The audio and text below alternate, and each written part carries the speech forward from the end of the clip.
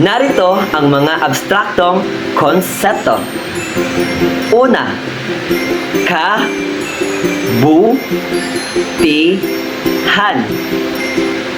Kabutihan. Sa Ingles ay kindness. Kindness. Magaling. Sunod naman ay katapatan. Katapatan. Sa Ingles ay honesty. Honesty.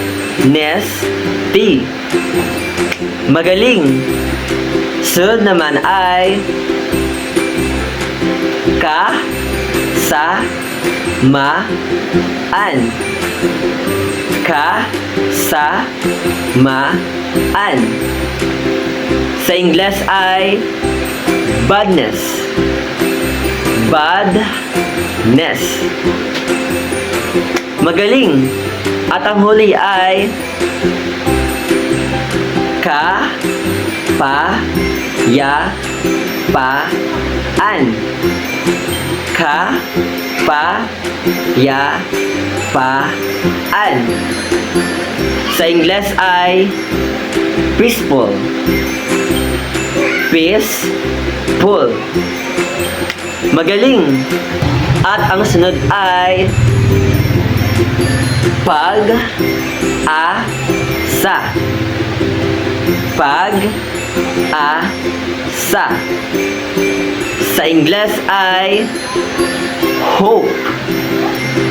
Hope. Magaling. At ang sunod ay pag-ibig. Pag-ibig. Sa Ingles ay love. Love.